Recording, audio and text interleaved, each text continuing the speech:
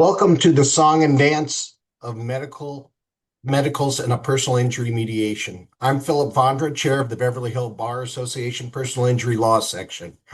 I'm delighted to introduce our speaker, Joelle Berthet. Joelle Berthet is a mediator with Resolve Berthet, bringing 30 years of experience in construction, real estate, business law, and personal injury. He is a licensed general contractor and licensed real estate broker. Mr. Berthet began his legal career as a deputy district attorney in the Los Angeles District Attorney's Office. He has served as a legal business advisor with an emphasis in the international arena to businesses looking to break into the U.S. market or import from China.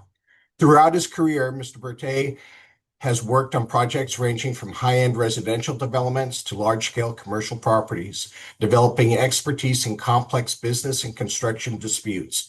And now let's get started. Hi, good morning, everybody. First question is to ask ourselves, what are we doing here on a Friday morning listening to this guy to talk about medicals? But that's what we do as lawyers, right? We like to talk about this kind of stuff. Thank you so much for that kind introduction. It's much appreciated. I will not bore you with the mediator talk because us mediators tend to talk way too much. And you might be asking, what is this construction real estate mediator doing, working on personal injury? Well, it's my way of keeping sane, because in the world of construction defect and real estate, it can be very technical, very insurance driven, and it can be kind of boring sometimes because it's that technical. So I like to balance that to keep my sanity, or to lose whatever's left in my sanity, to do personal injury mediations, which I find very, very enjoyable. I love the people who practice in that arena. I find the adjusters very interesting and fun, and as well as the plaintiff's attorneys working on the cases. So it's a nice balance and keeps me motivated to continue to do what I do as a mediator. With that, thought I would set the stage for our discussion about personal injury and medicals and how they tend to really drive the mediation discussion, and share with you what I do in my mediations with my personal injury clients, so to speak, and help them arrive at trying to get to a settlement, which hopefully makes everybody happy. So let's start this stage, at the stage where, what's this song and dance all about? Well, let's start with our list of characters. Let's talk about a case. So we have a case. It's an auto accident involving the following list of characters. So our plaintiff is Miss Steroid Injection. Our plaintiff's attorney is Leslie Pop the Policy, Esquire. And the defendant party who hit her, sideswiped her, is Mrs. Agro, driver. Her attorney is Jill Defendum.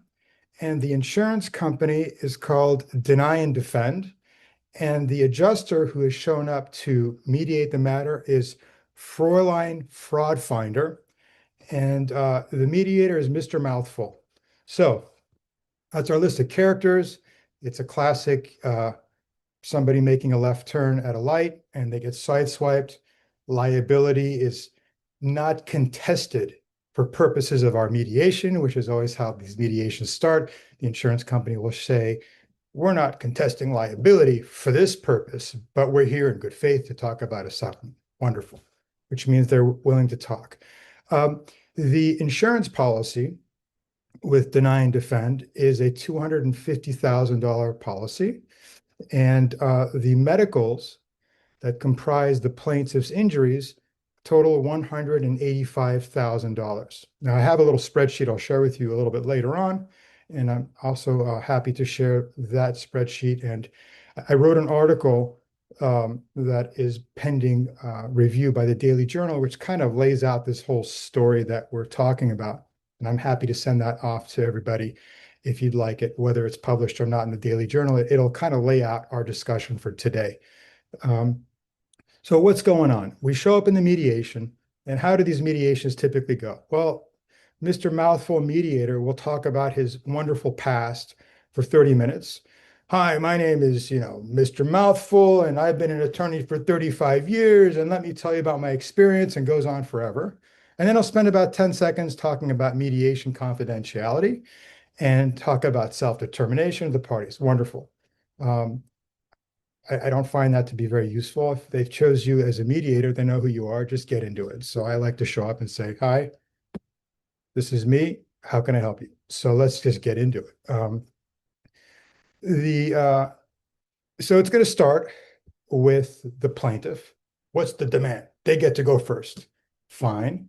Plaintiff is going to say, in our scenario, um, policy is $250,000. We have $185,000 in meds. This is a no-brainer. Tender the policy. Simple, right? The numbers are just so high that you're going to have to tender, or we're going to pop the policy, bad faith, all the wonderful things that our friends in the plaintiff bar like to say to the friends in the other side of the room, the adjusters and the defense bar. So how do you deal with this? Because when I go into the room with Fräulein Fraud Finder and Jill Defendum, the attorney, they have a quite different view of how they arrived at this astronomical number of $185,000, and they don't like it. And so what I find to be helpful is for us to dive into the medicals and to use that as a basis for us to try to arrive at some type of a settlement that might get it done, right? That could get it settled for us today. If we start in the vague world of just negotiating numbers without any kind of discussion of what's making up the case based on the numbers, it's kind of a useless exercise. I want this, you want that. We're just, I'm a used car salesman. I can't help anybody. I'm just going back and forth. Oh, you want 250? Okay, I'll go tell them you want 250. Tell them 2,500 bucks. 2,500 bucks. Okay. Hey, they said 2,500 bucks. What do you want to do? It's useless, right? What are we talking about? So obviously we can talk about the facts, the underlying issues of what happened in the case. They did this, they did that. Okay, that's important. But from the defense's standpoint, they would like to get into the numbers and at least be convinced that it makes sense. So what I try to do is, after we talk about the case a little bit, depending on the plaintiff, and in this case, Mrs. Steroid Injection was injured. She can't walk her pet peacock anymore. She can't have relations with her husband. Her life has been upended. All of this, obviously I'm exaggerating, but people can get a little bit bent out of shape when they're injured, and sometimes they got to vent. So we talk about that, fine. But then what drives the numbers? And this is where I try to help Mrs. Steroid Injection, the parties involved in the case, and sometimes their attorney, because sometimes their attorney are having a hard time, you know, the old Larry Parker syndrome, as I like to call it. Larry Parker got me $3.1 million. So now everybody expects to get $3.1 million. They failed to show you that the person who got that kind of a settlement is a quadriplegic, but that's besides the point. And his case is quite different than your Tesla rear ender. So how do we manage this? How do we help the parties get to a place where they can try to negotiate something that could make them happy? So what I do is talk to the plaintiff and his client and say, look, we're going to play a sort of a chess game here. After we've heard the case and they vented and I've heard what happened to them and they're quite satisfied that they've been heard, I say, okay, now here is what we have to understand. This is the worldview that's going on in the other room. And in order for you to best negotiate or achieve a settlement that you would find satisfactory, you have to sing a song, dance the dance steps, if you will, that matches the music that they like to listen to in the other room. Because if you're playing Fly Me to the Moon, I want the 250, and they're playing, David Guetta Titanium, and they're dancing techno, we're not going to be synced. Dance ain't going to work so well. So I try to explain to them is this is the worldview in the defense side. We may not like it. We may not agree with it, but this is how they like to run their discussions. So here's what they'll do.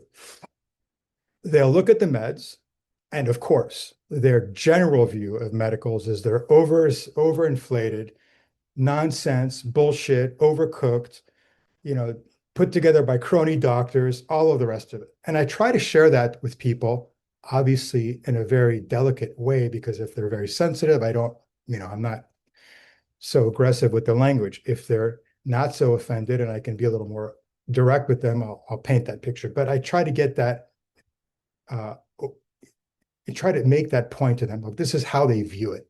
That's their view. They deal with hundreds and hundreds of cases like this, and they think that everybody in the plaintiff's bar is a crook. They're mills, they're this, they're that. So, okay, that's their view. We disagree, but that's how they see it. So what do? They're going to take the medicals, and then they're going to do something very interesting. And again, this is for the plaintiff and primarily the plaintiff's client. They're going to invite a very interesting character to our movie that we're listening to or watching today called Thurston Howell III from Gilligan's Island. And I literally play the Gilligan's Island theme song, try to make things fun. Again, very sensitive to whether or not this is the kind of person that would be open to my craziness or somebody who may not be interested in that. But so I'll temper it. But basically, I'll play the Gilligan's theme song. Obviously, if they're young, I'm 59. If they're much younger than me, they have no idea what the hell I'm talking about. I'll explain it to them. It's kind of fun. So who's this Thurston Howell the third character? What the hell does this mean? Howell meds, right? So we have that famous case in California, which basically says, hey, plaintiff's bar, no fair, all your lean meds. We know what's going to happen. You're going to settle this case and pay pennies on the dollar. And that doctrine says we're only going to have to pay what you're actually paying after settlement. It's not fair for you to, give us your inflated number and then make your backdoor deals with these doctors that are on leave and get the benefit of the savings. We need to get that benefit as well. So they're going to do one of two things, sometimes a combination of both things. They're going to take the medical procedures that you've claimed you've gone through in your case and go line by line in some cases and say, oh, $26,000 for PRP, that's crazy. You only get 16,000, and so on and so forth. And maybe this is where I should share with you this scenario that is quite common. Share my screen here.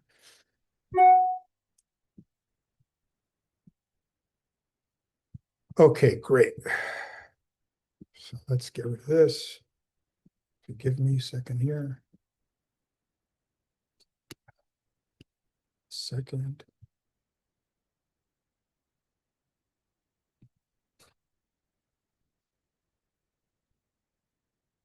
All right, 1 second, guys. 1 second. I need to share the correct thing with you. Here we are. All right, great. Here we go. Let's make this nice and large. Okay, I assume we can all see the screen here. So here is how I walk the plaintiff and primarily their client through. Obviously, I'll talk to the attorney and discuss with them what I'm going to do. They're usually very cool with it, but I always like to ask permission, and everyone's fine with it. So here's what we have in our theoretical case. We have, and this is what I do in my mediations. I'll take all of the medicals. Yeah, I take them all, item by item, and I add them up. Obviously, with the help of AI, we can crunch the numbers quite easily. So that's very helpful. And I'll take all of the bills and add them up, and I'll create a couple columns here. So here's our case medicals. This is typically the name of the case. This is an auto accident. Here is the column of what the plaintiff is claiming as medicals. So we have Dr. Jim Joseph Family Care, November 18th. That's the family doctor, $5,000. Then we have all these larger, procedures, PRP on February 15th for 26,000. Again, in March for 26,000. Then again on March 16th for 26,000, which, we can talk about later. Interestingly, that 2 days back to back, we have those kinds of procedures. And then April 15th, 26,000, so on and so forth. Steroid injections at 12,000, chiro care, and all the way down, MRI, and this all adds up to $185,000. Then what I do is I have another column here for the defendant. So we've shared, right? We've gone through discovery. The plaintiff attorney has shared these medical records with the defendant, the defense lawyer, and they have records of it as well. Sometimes they don't match. Um, uh, Oftentimes they don't match. Either they don't have a full file, they're missing information. And I like to do this in preparation for the mediation a good 7 to 10 days before, if I get it, obviously, as soon as I get it. That way, if plaintiff is missing 30 or 40 or 50,000 in meds, I tell them, hey, you got to share this with the defense as soon as possible. Obviously, if they don't want to share, they don't want to share. But for mediation purposes, if they want that $185,000 number, they need to have all that sent over, because nothing will upset an adjuster more than 24 hours before mediation, plaintiff sending over an additional $54,000 of meds. I get the call all the time. This is bullshit. I'm not doing a mediation in 24 hours. They just sent over a bunch of additional meds. This is nonsense. And they don't like it. They want to be able to review it and see what's going on. So let's get all the meds exchanged well in advance of our mediation. That's going to be helpful. And as we go through here, we'll see that, oddly enough, we have 109,000 from the defense side versus 185. Well, what's happening here? Well, I didn't show the detail, but let's look at some of the Howell discount that the defendants are trying to point out. So in this 26,000, what it comprises of is 3 separate charges. So each of these PRP $26,000 charges is made up of Dr. Cash, $12,000 for him, the Shake and Bake Clinic of $10,000, and the actual procedure itself for $4,000. So they break it up 3 different ways. Defense lawyers hate this. The adjusters can't stand this. They consider it double, triple dipping, whatever. That's their view. But so then what they'll do is take this and say, no. We're not going to pay, the Shake and Bake Clinic $10,000. You get Dr. Cash is going to get his $12,000, the procedure for $4,000, that's $16,000. So that's all we're going to give you credit for in their mind, right? So they arrive at $16,000 for all those 4 procedures. $12,000 for a steroid injection is crazy. No one pays that. That's not the market rate. It's $6,000, and they kind of go down. Chiro care is $52.50, nonsense. Our view is it's $25 a session. It adds up to $26, $25. I didn't break out all the visits here, but I often do if it looks like we're going to get into the nitty-gritty of the numbers. So this kind of ends up giving them their Howell number. Now, this is their view, right? Has nothing to do with the plaintiff. They could say this is all nonsense. That's great for you, but this is how I like to explain it to the party, primarily the person who was injured in the plaintiff's room, that this is the view that they like to take in the defense side. The adjusters when I say this to the defendants, to the adjusters, yeah, that's right. They love it. This is their language. They love this language. And I help them, we walk through it, because sometimes they just do a straight discount. They'll do, it's 30% off the top, 40% off the top. Or if it's a really good adjuster, they'll go into it like this and go item by item and discount it. MRI, bullshit. $4,800 is not what we pay. We pay $2,400. That's what Medicare pays. That's what this pays. That's what we pay. They substantiate it however they want, their billing practices.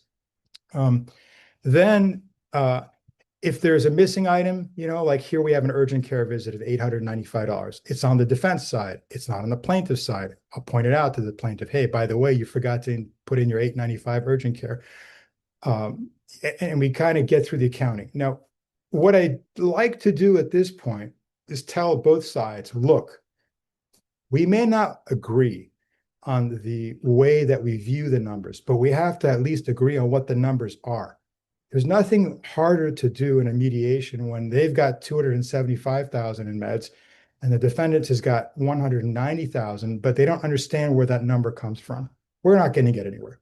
So the first place is to at least agree on what the numbers are. The defendant will agree that it's 185,000. They may not like it, but they see the bills and we can all agree that it adds up, at least in the plaintiff's side, to 185. They discount it to 109. Plaintiff doesn't agree with this point of view, but it does add up to 109 based on their math. So at least now we have a starting point. And then this is where the next step gets into what is the mediation value, as I like to call it, for today's discussion. I take that $109,000 Howell discount and I put it down here into a pain and suffering multiplier. And I'll put in 2, 3, sometimes 4, but let's just use 3 for our discussions today, of a 1.5 multiplier, a 2.0 multiplier, and a 2.5 multiplier. So we take the 109,000 here, we multiply it by this 1.5, we arrive at 164, 219, and 274, 925. What does that mean? This is the absolute highest amount of money that an adjuster would be willing to pay for this case, and they want to discount it down from there. So this would be like maximum authority in their view. We would never pay more than 164 for this case, and it's probably worth 75 or 95 in our mind. This is their ceiling. So I take this information primarily for the plaintiff's side, and I explain it to them because the adjusters love this. They'll even be more aggressive sometimes. Oh, no, it's, you didn't discount the 109. Let's take another 20% off the top or whatever. Sometimes they do a combination of all the line items and take a discount off the top. Depends on what the route is that day.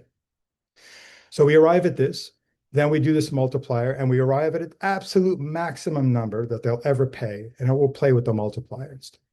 That sort of resonates really well with the defendants. They love it. The adjusters are like, yeah, numbers. We like numbers. This makes sense. Sometimes they say to me, no way, it's not 1.5, it's 1.25. So they'll never admit to this, right? No, I don't know for a fact that they're using this kind of a multiplier in the adjustment world or the insurance world. Nobody has ever said this to me. This may be very old school in the way we like to do PI cases, but it's some way of analyzing the numbers that we can talk about and get to a place.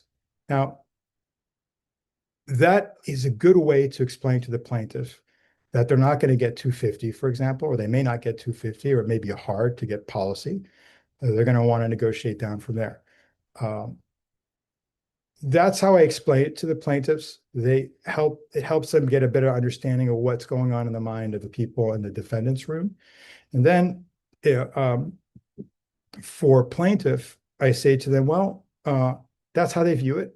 Our challenge now is to explain to them why it's 26,000, why it's 12,000, why it's 5,250, why there shouldn't be a discount. Well, maybe Dr. Cash is the best doctor in town and he charges that rate, and it's worth it, and that's why we went there. So we can start having more significant discussions. From there, we kind of get into it, then we start talking with the plaintiff about what they want to do and how things proceed. Sometimes, and I can stop sharing this now for now. Sometimes, a lot of times plaintiffs will say to me, that's a beautiful explanation, Joel. Fantastic. What a wonderful view. It's all bullshit.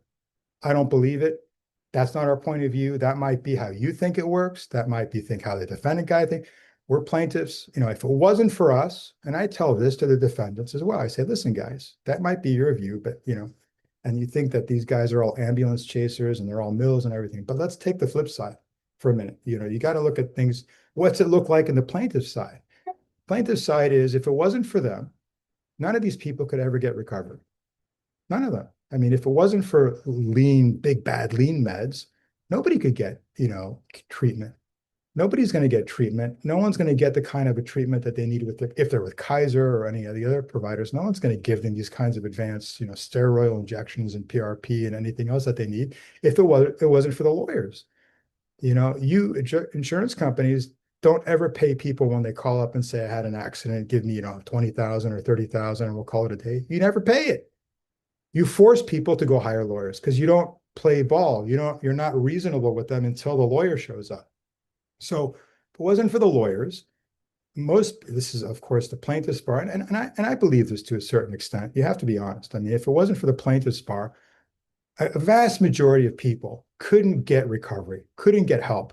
Who's going to go out and spend $100,000 of their own money for medicals or try to fight Cedars-Sinai or Kaiser and the system? It's very hard, but for the plaintiff's bar, we'd have a lot of people hanging in the wind. So, and that's because the insurance companies play hardball and don't pay. So look, this is the world we live in. It's not one way. I mean, obviously my cast of characters is kind of funny.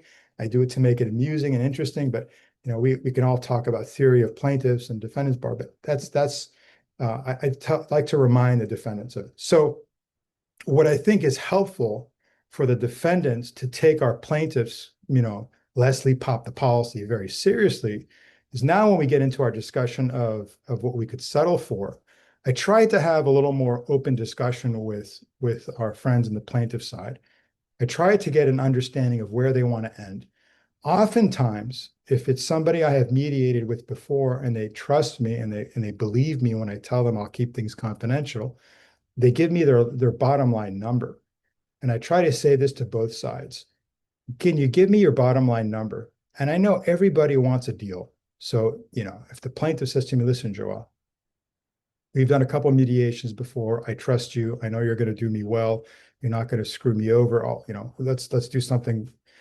I'll take 125,000 on this case, but I want to get to, if I can get 150 for my client, I mean, that's my job. So that's my bottom line, but try to get me more. Try to help me get something more reasonable for my clients. Okay, great. So that's going to govern our discussions. Obviously, I'm not going over and say, hey, I'll take 125, give it to him. No, I'm going to continue the discussions. We'll start at the numbers we have to start at. And I say the same thing to the defendants. That the adjusters are very reluctant to share any numbers at all, no matter how many times I've mediated with them. They just don't. It's just not their style. So I try to encourage them, though, to try to share. Look, especially if they have no authority. If they've only got 25,000, like this case, for example, let's assume everything is legit and it's on the up and up. There isn't anything, fraudulent or horrible, or the numbers are reasonable. Then, and if they only have 25,000 in authority, we're not going to go anywhere. I let's have that conversation immediately so that I can tell the other side, look, whether we believe it or not, they're saying they've only got 25,000 in authority. Why don't we convince them that they're way off and come back and have a discussion in the future? Maybe they need to reevaluate the numbers and the medicals because they're not seeing the case at all in the way that you guys are seeing it. Versus if they have money but they don't want to share, and I check them on this small amount, and they say, no, we got money, just continue on. Okay, great. Then we'll continue the discussion. But that's how I like to explain to the plaintiffs. That's how I like to, explain to everybody how the worldview is. And then we proceed with the case and we go back and forth. And I try to get the plaintiff to open with a number that is seen as reasonable, at least in the eyes of the people in the other room, right? They never see it as reasonable, but as reasonable as possible. So if they continue on the view of pop the policy, or I want policy limits, if it's warranted, absolutely, let's do it, and let's go share that information and let's go prove it to them, explain it to them so they believe you. If it's not, or if they are willing to take something less, I always try to encourage the plaintiffs to come off that policy limit number as an opening demand, because it nothing does more to upset the other side to say tender the policy if it's not warranted in their mind, if it's really not warranted, because then their view is, there you go, another scum sucking, blood sucking ambulance chaser, another one. This is what it is, and it just sets the wrong tone. So I like to encourage people to not ask for the policy if it's not warranted. If you're doing it because you want to negotiate, that's not how I suggest you negotiate. My suggestion is, if you need to end at 125, for example, let's try to get to a number that's close to that or above, for sure. We're here for both sides. And I would suggest you open at a lower number than policy limits, perhaps sub 200. Nothing surprises people in the other room, in the defendant's room, more pleasantly as much as we can surprise them with anything pleasant, because they have a different view of the world, than to come in with a number that they were not expecting in the good way, much lower than they were expecting. I'm keeping a tally of my mediations. Obviously, they're all confidential, but I'm keeping a tally of the numbers to try to substantiate a theory that I have, which goes as follows. People end up getting more money when they start at a more reasonable number than if they started at an astronomical number. You know, the view of start at $1 million to end up 500,000 doesn't really work in my view, at least in the mediation side. And I find that people get better success rates numbers wise when they start at a more reasonable number that obviously is connected to the facts and to the numbers of the case versus, really just padding it because you think if you start high, you get a better end result. That tends to work really well, and it helps the negotiation go quite well. So that's, how we do it in my mediations. We really get into the meds. I mean, I ran through them quite fast. Other areas that we really get into, and I'll share the screen again as we discuss this, so we just can look at it again together, is, dates are important, names are important, and tidiness in all of the medical records is very important. And I'll just make a couple points here, which the defendants always point out. So, and this is an area where people start scratching their head in the other room and saying, this isn't so kosher or legitimate. So we have here a couple dates. Let's just look at this date here. March 15th, we have a PRP procedure at 26,000. And then on March 16th, we've got another one for 26,000. How in the world is that possible? That's not usually the way medical procedures work, right? You don't have back-to-back procedures of that type the next day. What's going on? Either somebody is being very loose with their billing procedures, or it's a mistake. Maybe the dates are wrong. So I always like to look at those types of things, catch them early if I can, and share it with the plaintiff. Say, look, this doesn't look so legit. What's going on here? What happened? Did it really require 2 days? I mean, if it did, it did. But if it doesn't look so good at face value, oftentimes it's just a typo. The medical records, have a wrong date on them, or something happened, or, there's an explanation, or maybe it was a double billing. That was the procedure date, that was the billing date. Oh, we're double dipping, so to speak here. Let's take that out. Great, beautiful. Keep it clean, keep it honest. That's important. And all of this numbers crunching, years ago, I'd literally take the bills one by one and, type them in. With our friends in the AI world, you can do this very easily, and it takes seconds. Obviously, we all know about confidentiality and being careful to put information up there that shouldn't be out on the internet. But once you do it properly and take those safeguards, this can take, and I'll give you an example. In construction defect cases where I might have 2,000 pages of documents, I can sift through those documents in minutes and get outlines of dates and times and numbers that just make everything so much easier. So it's very easy to do, and you can be sure that the defendants are doing this. They're crunching everything and going through it. An additional point that I'd like to share with everybody is down below here. We didn't talk about it, but Dr. Cash has a report about a future surgery that he believes is going to be warranted in the amount of 150,000, some type of a serious, back surgery. Let's talk about future meds briefly, because plaintiff attorneys often put that in there and say, it's 185,000, and by the way, she's going to have a future procedure of 150,000 or whatever that procedure is going to cost. I have very rarely found any instance in any mediation where the adjusters in the defendant's room will pay for any future medical procedures.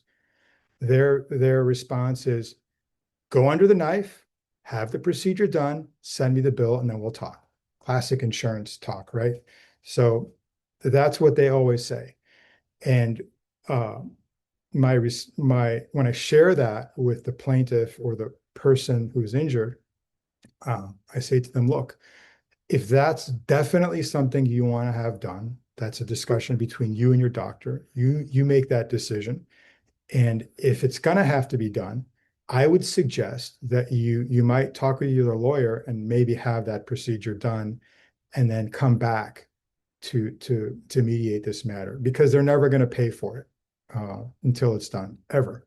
And if it's that kind of a number, that's almost double what we have in medicals. It's going to change the value of the case for sure.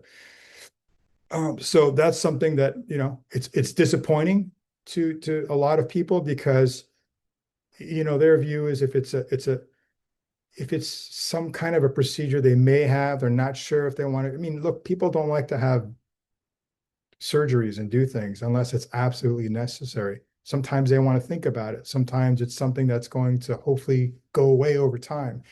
And so they want some value for that, but it's very difficult to get. Insurance carriers very rarely pay for it unless you got 3 doctors' reports and they're pushing hard on it. That could be something to talk about. And it also depends on if it's going to push policy limits. Sometimes then the carriers will say, fine, we'll just tender. But it's very rare. It's hard to make that case. That's maybe a discussion for another day, but it's a more difficult discussion. The other thing I think I would like to mention as we talk about meds, so we talk about the numbers. I see we're starting to get some questions. We'll come back in a minute. You're going to get into the medicals, not only by way of the numbers, but by way of the actual procedures themselves. And I am finding more and more that the adjusters and the defendant attorneys almost have like an MD. I mean, these guys are almost doctor level of understanding of what procedures are being claimed are needed. And we're getting into the nitty gritty of medical discussion a lot of times. So, 2.5 millimeter hernia at a certain place, C1, C3, or, T1, they get into it at a very technical level. And sometimes we're looking at x-rays together, we're looking at MRIs, and they're bringing in, interestingly, nurse practitioners now to talk about billing practices. Sometimes they'll bring a doctor in to start talking about how this was unnecessary, not required, not needed, from a medical standpoint. And look at this and look at this. And, this 2.5, at this place in the vertebrae is consistent with the same bulges this person's got, and at this location and this location. And that's just life. He's a 65-year-old, plaintiff. Those are typical from life. That's life experience. We all have that at 65 years old, and tough luck. We're not paying for those injections because they weren't necessary. They weren't needed. You just poked them for money. And we're getting into those kinds of very heavy discussions. So I would highly suggest that you get a lexicon or some medical, and not training, but do some brush up on the medicals and be prepared to start arguing medical procedures, because that's a fascinating area where it's really getting into the nitty gritty as we get into higher value cases where people are really arguing, we're talking $500,000 or $1 million. We're deep in the weeds of playing doctor, Grey's Anatomy, if you will. And I found myself having to spend a lot of time understanding what those procedures mean. And we have literally doctor level discussions about what was necessary or not necessary, or other procedures that could have taken care of it. So they're going more and more into that level of discussion. So I would suggest that's something you should get into if it's your world, because they're going to start talking high level technical doctor level stuff. So it's fascinating and requires a little bit of extra preparation and homework. And that's how it goes, and then we just talk. I tell people, let's just get it done. Let's have a conversation. I do the best I can to help people see what the mediation value for settlement is going to be. I always tell people, look, trial is trial, mediation is mediation. It doesn't mean that this is what the case is worth. It just means what it's worth today. At this time, at this place, at this location and life of the case, this might be what it could settle for. Could settle for more, could settle for less in the future, who knows? But that's what you get today. And if you want it today, then, we can get it done. And the other part that I really like to emphasize to the plaintiffs, if they can live with it, is there's a huge amount of value for peace of mind and getting it, behind you.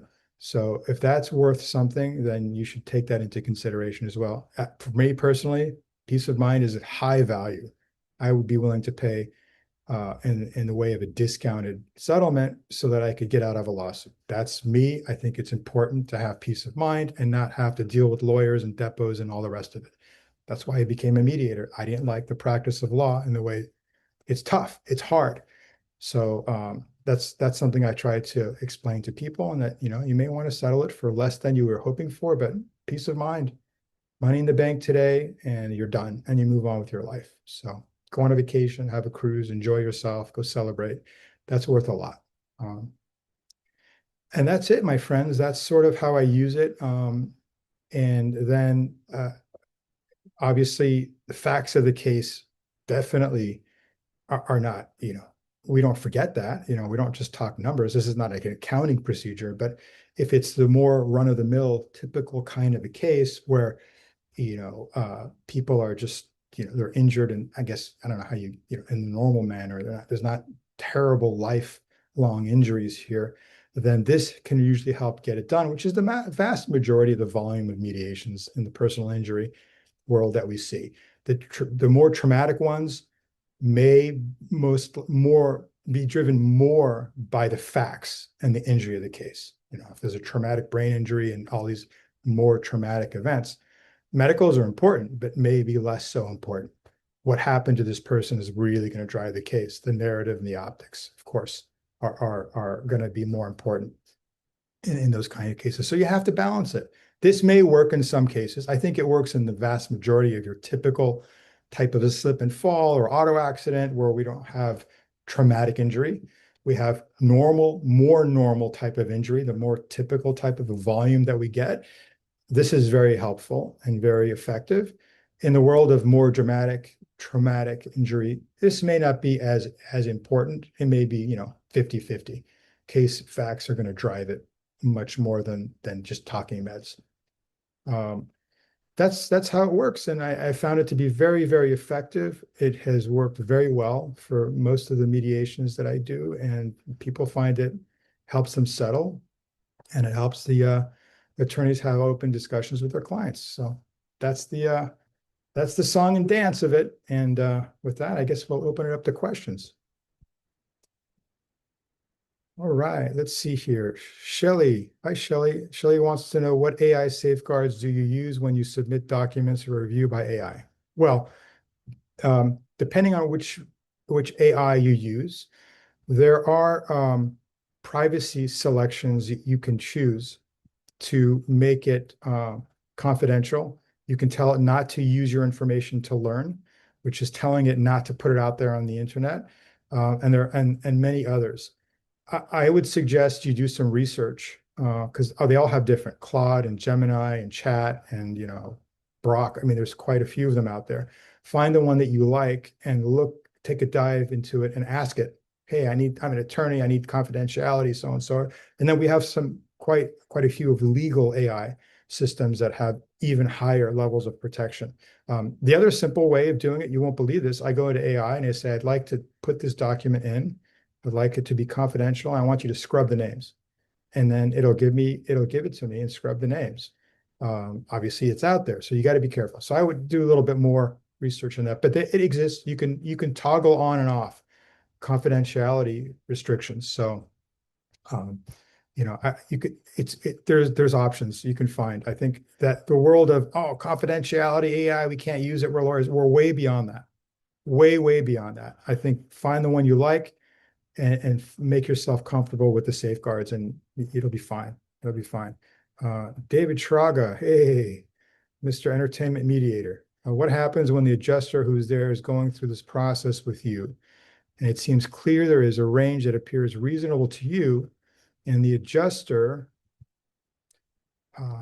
says they don't have authority, they just didn't value it the same way beforehand. So I like to have that. So what do we do when the adjuster is just way off? They don't see the value, or the numbers just great, beautiful multiplier, Berthe. We're not giving you no 160. We got 50 grand. That's what we value it at based on the meds, and that's what we're going to pay. I just get into it with them on the numbers, and we have that discussion. And I like to have them explain to me, well, why?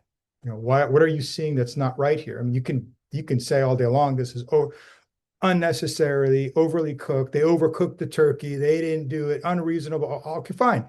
Let's go through it, and we'll go through it in great detail. If we're close, obviously, then I'll tell them to make that famous call, pick up the red line, and get authority. What about if the plaintiff's lawyer isn't sure how to price the Howell discount because they aren't sure what they can work out with the lien docs? Okay, that's a great point. As we prepare, it's one of the points I like. So I'll have a pre-mediation call, and I'll tell the plaintiff exactly that. Did you do your math?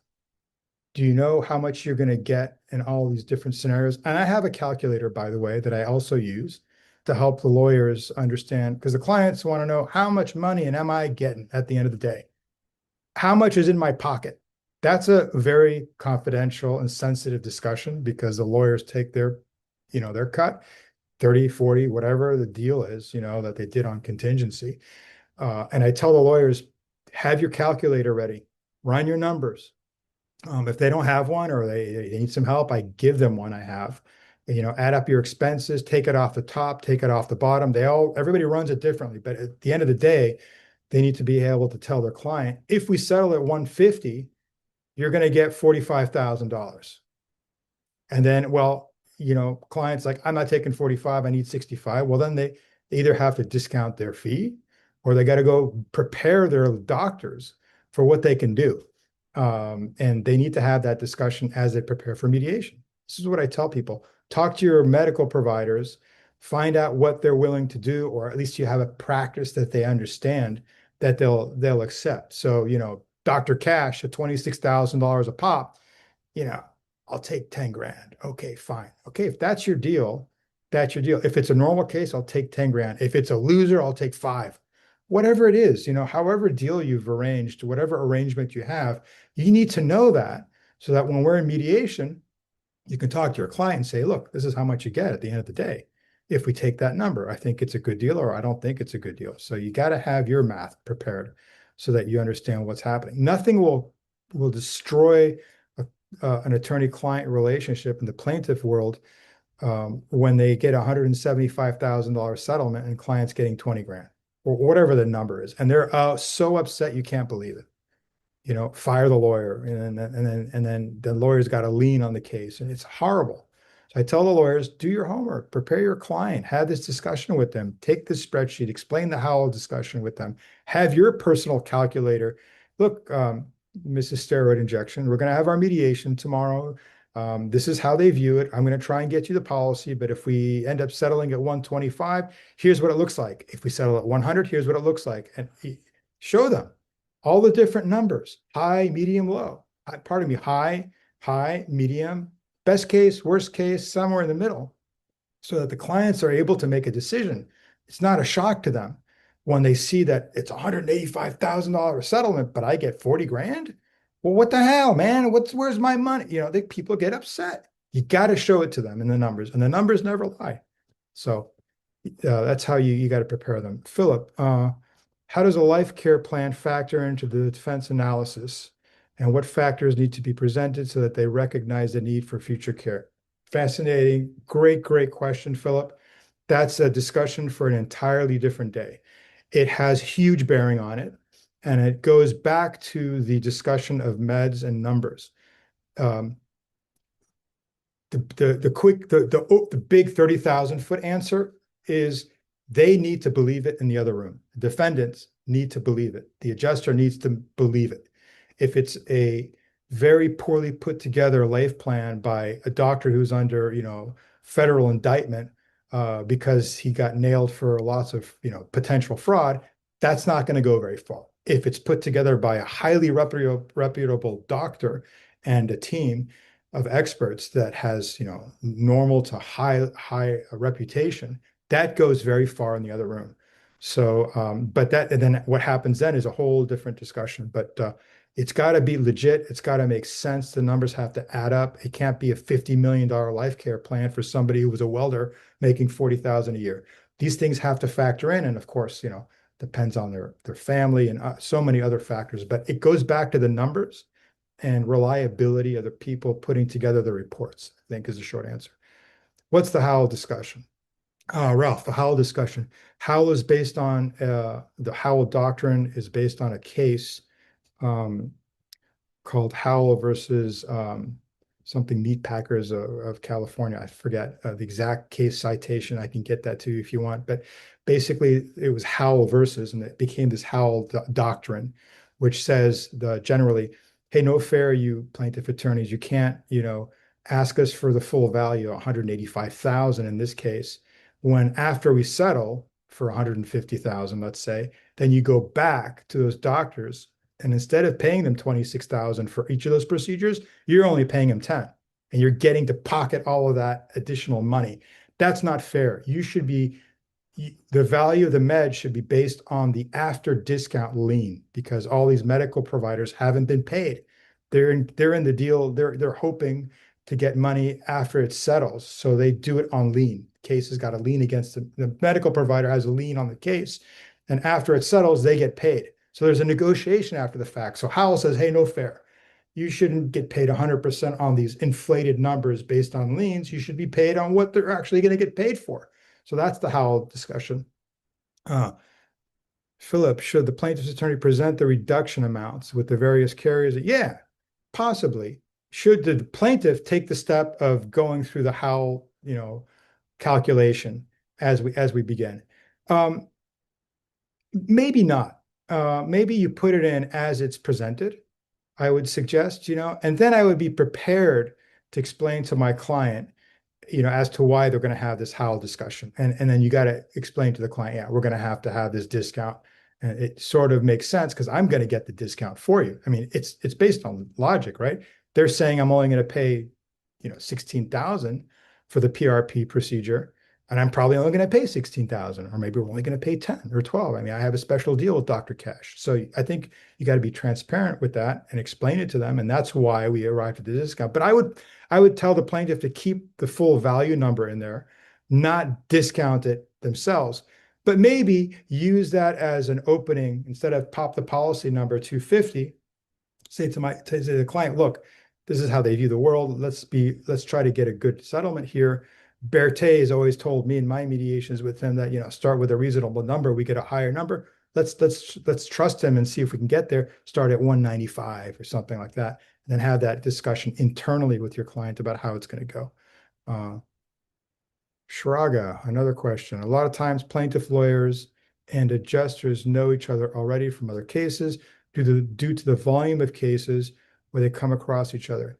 How do they deal with the dynamic where the adjuster is thinking across multiple cases or has a history of distrust with the plaintiff's lawyer? Okay, this happens a lot, believe it or not. X, Y, or Z plaintiff lawyer shows up and adjuster can't stand this guy. I'll give you a very high level dramatic example of it in a mediation that I did a couple of years ago for a tragic private airplane crash. And 6 people lost their lives. Horrible accident, pilot error. It was a disaster.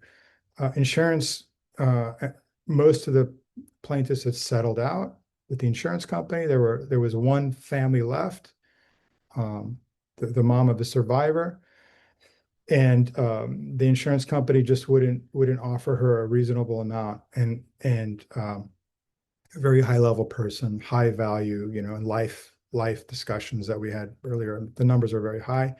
Policy limit on the underlying policy was $20 million. And I just didn't understand why the insurance carrier wouldn't tender the policy. There was no question that was going to be bigger than that number. So why not tender or get to a number close to, they were in the millions when it should have been 10, 15, or 20 million, or really probably just tender.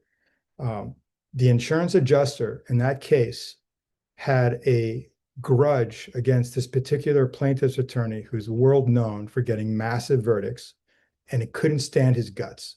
And over his dead body, he was going to settle the case. So that was just personal vendetta, destroying the mediation. Guy wouldn't do it. Both super high level. I mean, a very high level adjuster who's been in the game for 20 plus years, who has settled very, very high value cases and deals with very high level insurance policies, and couldn't stand this guy's face and said, F him, he's going to have to pull it out of me at trial, and didn't have any concern about uh, getting the policy popped and all that, which I think was huge risk and, bad faith, but that was it. So there's that dynamic. I can't stand that dude. Screw him. He's not going to get a dollar out of me. That happens. And I just try to be more analytical with them and say, great guys, that's wonderful. But what are you doing for your clients? You guys want to fight it out on the playground and go to the sandbox, go play some t-ball, go beat each other up. I don't care. Don't forget, you're here for your clients. Keep your vendettas for your own stuff, but you have an obligation, an ethical one, let me remind you, to help your clients. So, but when people are that emotional or that pissed, it's hard to get past it. The more interesting dynamic that David brings up is, what about if the adjuster and the attorney, the defense attorney, don't see eye to eye? Or perhaps, maybe they don't have animosity, but they just don't see eye to eye. Usually what happens is the adjuster is not interested in paying what the attorney is suggesting, and you have this fight between them. What I usually do is, we just talk about it. Like, well, why? Why do we see a difference in the numbers? What is going on here? Why is it that your attorney is telling you need to settle for 150, but Fräulein Fraud Finder, you're like at 50,000? What's the reason for it? That's all I got. Well, if that's all you got, maybe you need to pick up the phone. Let's help you get more, and we can get there. But usually it's driven by facts. There's something wrong in the case, right? There's something wrong with the facts or the numbers that drives that. It's not just a random, I don't think it's worth it kind of a thing. Something is driving it. If the adjuster doesn't see the value that the defense attorney is saying we need to pay, there's something missing in this story that they don't understand. So they need to bring that out. Why do you think it's worth 100,000, and why do you think it's worth 50, adjuster? Have that discussion openly and let the documents sometimes solve it. And a lot of times that helps. Ferret it out, and then we can get to the bottom line. Heather, why did they come into paid mediation in the first place? That's if each counsel distrusts each other to that extent. Well, sometimes they're ordered into mediation. So in the general world of things, as a private mediator, people choose me, they agree to mediate, and they say, yeah, sure, let's mediate. We get together. Sometimes they get ordered by the court. So there are several court-ordered mediation programs, such as Resolve Law LA and the Mediation Center of Los Angeles, which I should definitely send a shout out and a plug to. They had their second annual dinner last night, a panel of which I am a part of. It's a pro bono mediation panel. Pro bono, I mean, it's low cost. I think it's a $900 fee to mediate total, $450 each side. Those cases come in by order of the court. The judge will order it. You're going to mediate this case, and I'm ordering you to go to the Mediation Center of Los Angeles to do it, or the MVP, the panel, the Superior Court's ADR, no cost program, or Resolve Law. Those are three very big pro bono panels. So they'll come in sometimes not ready to mediate, oftentimes because it's a court ordered. And oftentimes I can get them to settle because, look, you came in here thinking you're not going to settle. Why don't we shift our mindset? What if we could settle? And sometimes it's PI, sometimes it's other cases because it's quite a broad range. But yeah, that's a good point, Heather. Why the hell are they showing up if they hate each other? Because they've been ordered by the court. Or sometimes they just do it because they want to see if they can get it done. I hate that guy. I don't want to see him in court anymore. So that's an impetus. Yeah, if they haven't paid, they have no skin in the game, Heather. You're right. That's correct. So if they're ordered, they don't have any skin in the game. However, they show up with their clients. This is an interesting thing about the court-ordered mediation. They're ordered to mediate by a certain date. They're also ordered to have their clients show up. So they can't just show up lawyers only and say, this is bullshit, I'm checking off the box so the judge doesn't hold me in contempt. They have to bring their client. And so when they're upset with each other and they can't stand each other's faces, and they show up without their clients, I tell them, we're not going to start until your clients show up. Well, my client doesn't, I got him on speed dial. I said, that's great. He needs to show up. Why don't you read the order? It's technically an MSC, a mandatory settlement conference that's been ordered, not a mediation in the way that we see it. So get him on the phone, get him in the Zoom. And then guess what happens? Lawyers hate each other. Clients want to settle cases. All of a sudden, I start talking to the clients, obviously with due respect to the attorneys and deference to them. You got to be careful how you walk that line as a mediator. But now all of a sudden, clients hear possible settlement and they talk to their lawyer, and all of a sudden, lawyer has to shift from "I hate that dude" to "maybe I better settle this for my client." You hate him that much, then you don't need to see him at the CMC. You don't need to see him at the next hearing. You don't need to see him at the next ex parte. You don't need to see him at the depot. You don't want to see him. Get rid of the case. You don't want. So I kind of flip it on them and say, if you hate him that much, get rid of it now. Let's settle it. So that's it, everybody. It looks like we ran out of time. I want to be very respectful of everybody's time. You have my information and contact, of course, should you want to talk further. You have my cell phone, you have my email. I love talking mediation, and feel free to call me. I'd love to talk with my friends in the bar and help them out. You have a mediation that's going to happen with another mediator in the world that we live in, and you've already booked him, and hey, there's plenty of money going around for everybody to make money in mediation and law and everything. Let's help each other out. We're all colleagues. So I have a mediation with this dude. I've got an entertainment mediation with David Schraga, right? Coming up. And here's the case, Joe. What do you think? How am I going to manage this? Call me up. Let's talk. Let's see about what we can do to help you out. I'll give you some insights as to how things might happen in the mediation and help you out. So with that, unless there are any other questions, have a great weekend, everybody. And any questions or other concerns, I am here to answer, here to have a conversation. This concludes today's presentation. Thank you so much, Joel, for an excellent presentation today about mediation. And thank you so much to our audience. Have a great day, everybody.